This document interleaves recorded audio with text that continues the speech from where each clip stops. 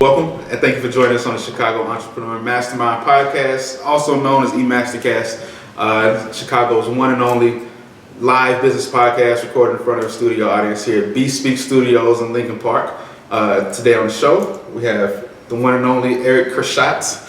He is, I'll let you tell about yourself before I mess it up. So, Erich, please tell the audience about who you are, what you do, where you're from. Sure. All of this stuff. My name is Erich Kurschat. I'm originally from Michigan. I've been in Chicago for about 16 years now.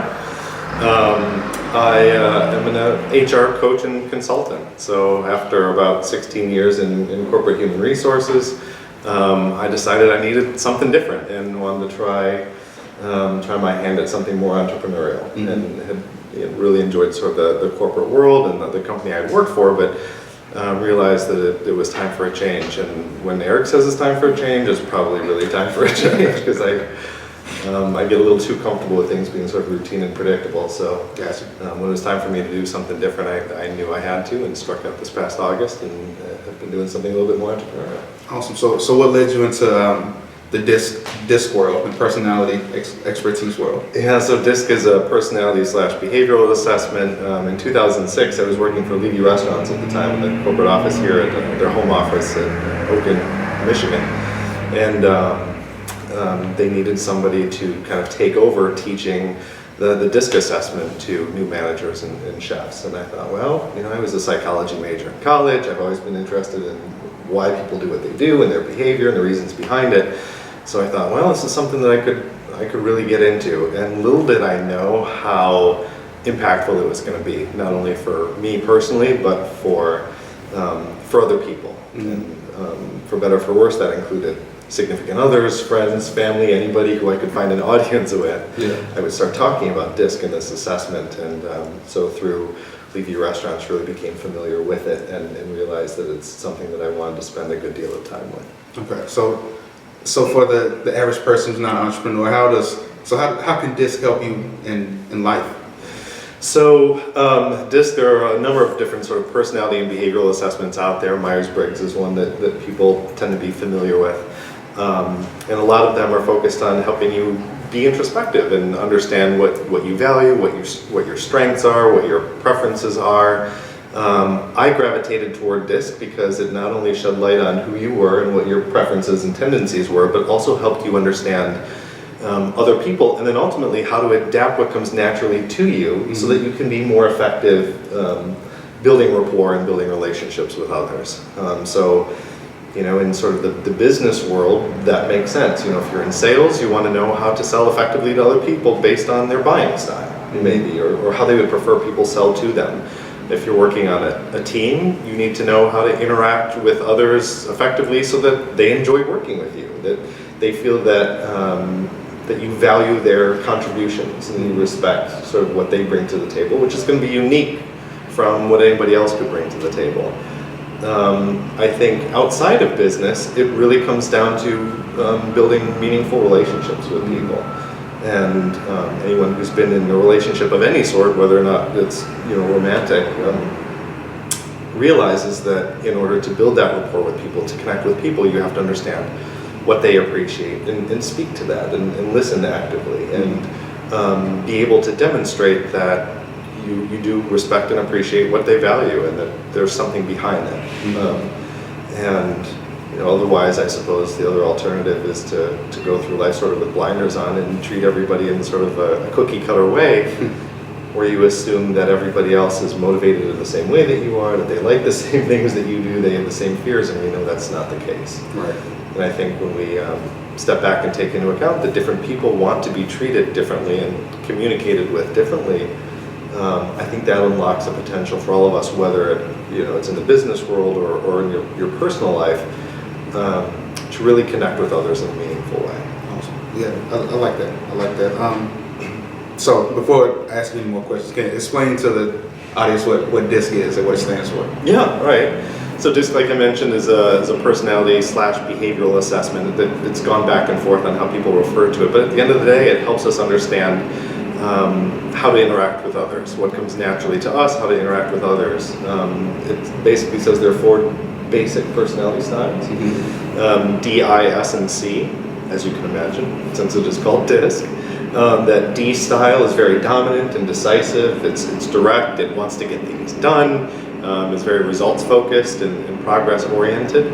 The I, or influencing style, is people focused, very high energy, enthusiastic, collaborative, gregarious and demonstrative, sort of natural cheerleader. People who are in sales are often prefer that style of behavior. The S style, which stands for steadiness, is still people focused, but instead of being more actively paced, it's more moderately paced. So the S style is a good listener, very cooperative, team oriented, but they want to put other people's needs before their own. They want to be of service first and foremost to other people. The C style, which stands for conscientiousness or compliance, is a little bit more moderately paced, not as people-focused, task-focused, more like the dominant style. But the C's are, they value accuracy first and foremost. So C's want everything to be correct. They're very much into the detail. If you ask them, for their opinion on something, they're going to certainly do some research and then come back to you, perhaps with a pretty sizable report of giving you a bunch of information about the research they've done and sort of backing up why what they feel is accurate or correct in some way. 4 very different styles, and ultimately we are a mixture of all 4. And in any given moment, and D.I.S.C is kind of situationally based, in any given moment, we can decide which of those styles is going to be most effective for us in terms of how we are connecting with our environment and other people around us. So rather than an assessment that says this is who you are and it's who you always are, D.I.S.C says in any given moment we can choose our behavior based on what's going to be most effective for us. Right. So as far as entrepreneurs go, which style is the most prevalent in entrepreneurs? So entrepreneurs are really across the board. I think you're going to find any style can be effective, and that's really what this comes down to. It's not good or bad, better or worse. It's each style can be more or less effective depending on how willing and able you are to adapt to your environment. That being said, I think when you think of sort of stereotypical entrepreneurism, you're thinking of people who are moving ahead quickly, are good at making decisions, are comfortable with risk and taking challenges. That tends to be sort of that D or dominant style. You find entrepreneurs are often very influential and persuasive and good in front of people and good at making their pitch, and that's that I or influencing style. But I've worked with people who are a little bit more behind the scenes. They're coding, or they're building relationships in a more laid back sort of pace. Still entrepreneurial. It's just a different style. Right. I think if you think stereotypically, though, it's the good with risk, taking challenges, willing to take step number 1 before you know what steps 2 through 10 are. That is going to be the dominant or influencing style for them. That's right. Yeah, I think that's my issue. So you spoke a little bit about team building. As you go through these, the dominant, the influential, the steady, good listener, and the conscientious style, which styles kind of match up to make the best teams? Or is that even a thing? That's a great question. Okay. I think when we're not giving too much thought to life, we gravitate toward people who are most like us. And it makes sense. You like being around people who share your values and your strengths and sort of your communication style and your preference for what sorts of environments motivate you or demotivate you. Ultimately, that could get us into trouble. I think that we've seen examples where companies find themselves in a position where maybe they're not as diverse as they could be as a workforce, because the people who are making hiring decisions are, not necessarily maliciously, but thinking in terms of, all right, well, these are people who see the world the way that I do, or the way that our organization does, so let's bring them on board. I think you learn pretty quickly that organizations thrive, and any of us thrive if we surround ourselves by people who are more diverse in any number of ways. And in one way to sort of measure diversity is behavioral style and communication style. So that's kind of a long-winded way of saying, I think we do better when we surround ourselves by people who see the world or their worlds sometimes similarly to us and sometimes in very different ways. And if you can pull all of those styles together, and that's generalizing because we are kind of a mixture of all four and we can go back and forth between them, but we tend to have a preference for one or another of those styles. And if you can bring as many sort of diverse styles together into a team, you guarantee sort of that diversity of perspective, of background, of experience that goes beyond a lot of what companies tend to measure, which, quite frankly, is ethnicity and some other things that are, I think, a little bit, harder to quantify. And although valuable, I think diversity is it's a much more sort of robust term and an issue that we should give some thought to, and it comes down to communication style and environmental preferences at times too. Okay. So I know personally I lean towards like the I style, influencer / gregarious, but I suck at things like accuracy and compliance and all those, all this stuff. So should I look for a partner? If I'm looking for a partner, should I look for a C style person, or what do you think? Well, that makes sense if you're working with somebody or you have the ability to surround yourself by different styles, because at some point there might be a ball that's thrown your way that is just not necessarily in your wheelhouse, that you feel like you have a strength for. And you have a few different options when that happens. One, you can say, no thanks, that's not a challenge I want to take. It's not really something I feel that I excel in. Another option is to say, all right, you know what, I need to grow. This is a development opportunity for me. Let me try my hand at it. Even if I'm adapting in the short term, I'm going to learn something about myself that's important. And then your third option, if you're surrounded by people who are sort of these different, have different preferences and tendencies and strengths, you might be able to delegate, or you might be able to hand that off to your partner and say, all right, you know what, social media is not my thing. I'm more of a task-focused person. I'm not necessarily people-focused, but we need to build relationships to thrive, in this sort of entrepreneurial community that we're in. How great would it be to hand that task off to somebody for whom it comes more naturally? It might take them less time. It might allow them to feel valued and respected, and that they're contributing the best of what they bring to the table in a way that they wouldn't otherwise. And it makes room for people of all different strengths, I think. I think so too. Yeah. I think so too. So you speak on team building. What tips and tactics do you give the teams that you speak to? So I do a lot of company workshops. Organizations will bring me in to help them build and grow teams that value diverse communication and personality styles. And so very quickly, we start off with understanding ourselves. We'll do a DISC assessment for all participants, help them understand themselves as a baseline. I don't think that there's much that you can do in life without the confidence of first knowing who you are and sort of how you're uniquely wired. Shortly thereafter, we break up into different styles, and we literally put people in different corners of the room to start to get a sense of how diverse any given team is. And we'll start to go through some exercises that sort of embrace those differences and allow people to understand how they can relate to and start connecting with one another. And in this case, we're talking about a team, but this could also be different audiences. These could be potential clients of yours, current clients, partners. We could talk in terms of family and friends.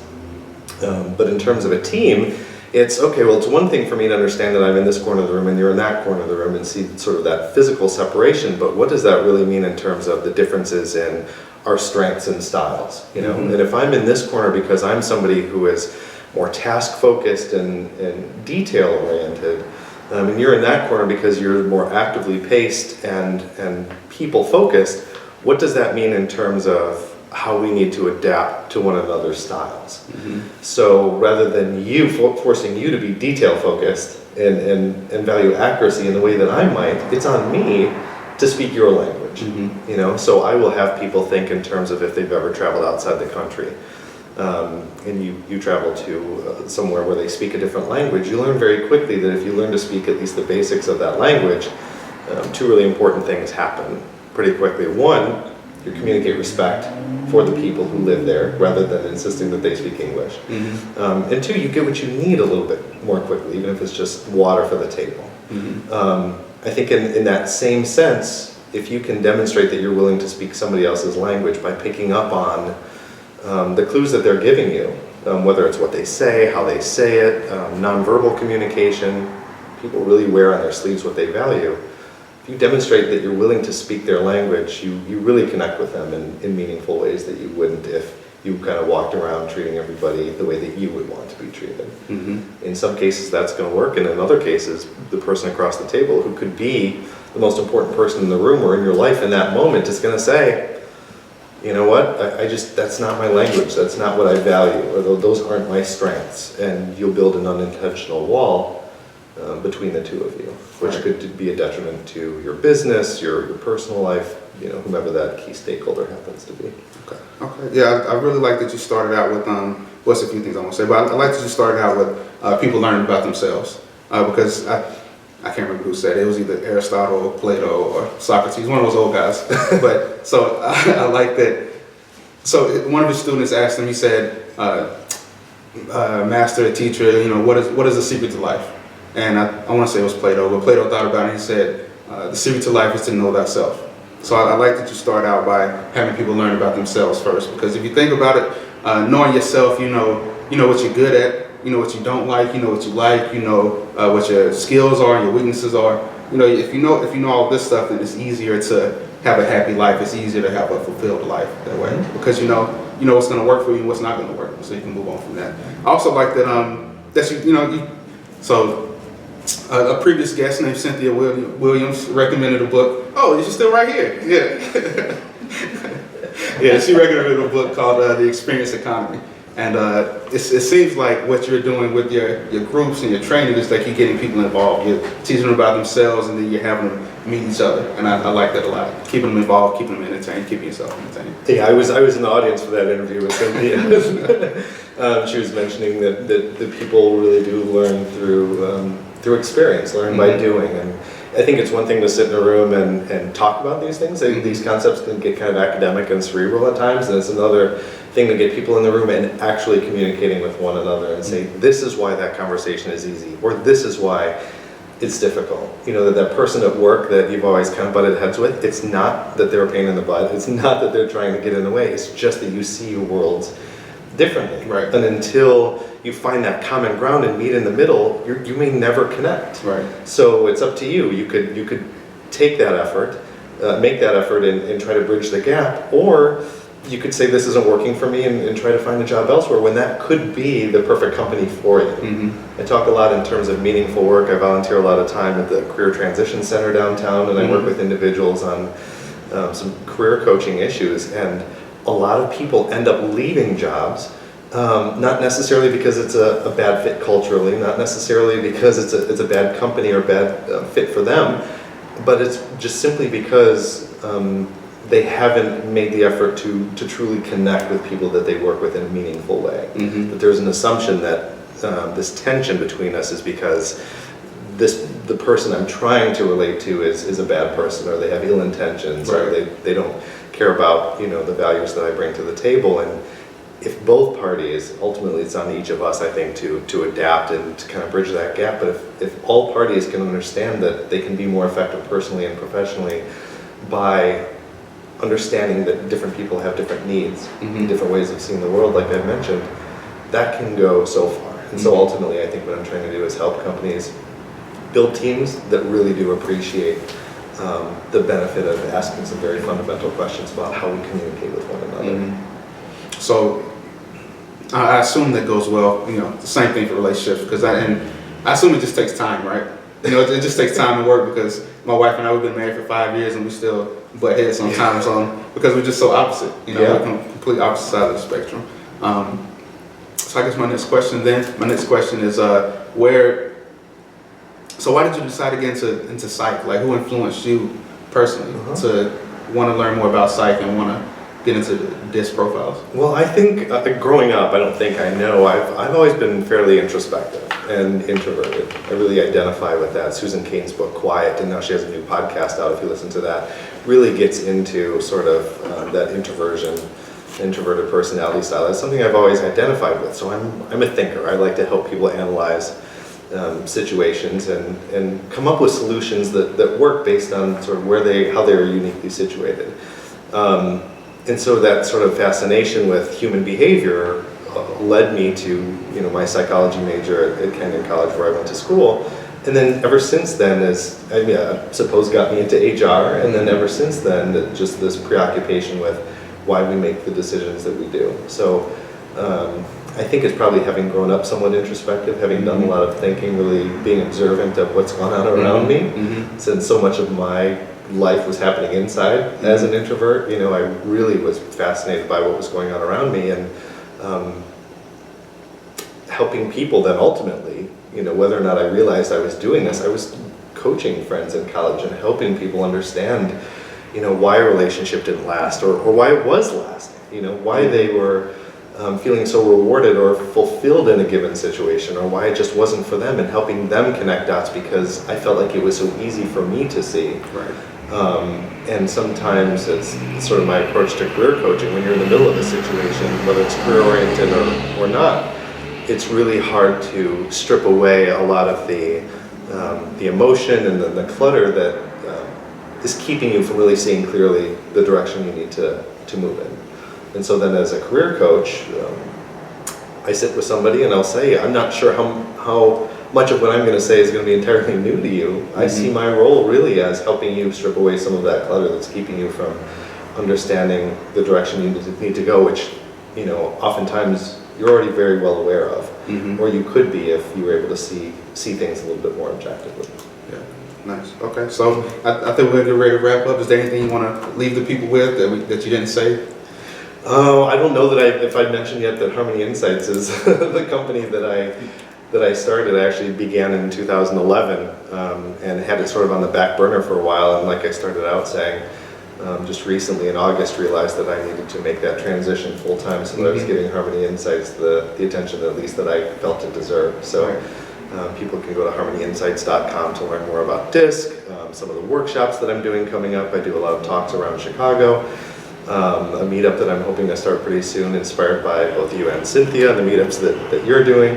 And I would just encourage people to be in touch. I have a lot yet to learn, I admit, about learning and development initiatives outside of the food service hospitality industry, which is where I've spent a lot of time, and I've been fortunate enough to work with different companies outside that space recently. But I would encourage people to think differently, and think differently about how they're interacting with people, building rapport, establishing relationships, because there's potential for those relationships and everything you do in life to just be more effective and fulfilling perhaps than it has been previously. Awesome. And like with all my other guests, I want to ask you one final question, is that so you've given us some tips on how to live our life a little better, so how can we, the coaches here in the audience, and myself and the viewers listening, how can we help you? I appreciate you asking that. I think my initial response is to say I would love to have conversations with people and with organizations who value diverse communication and personality styles, that want to build and grow teams that really connect with one another and their respective audiences more effectively. So that's sort of my initial response.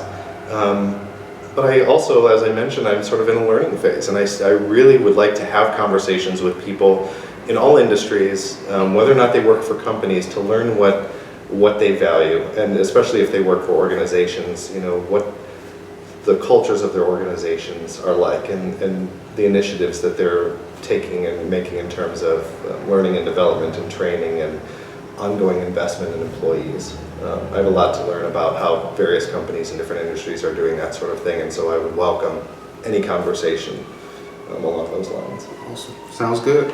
All right. Thanks, Eric, for coming on the show. Thank you, Taras. I appreciate it. Yeah.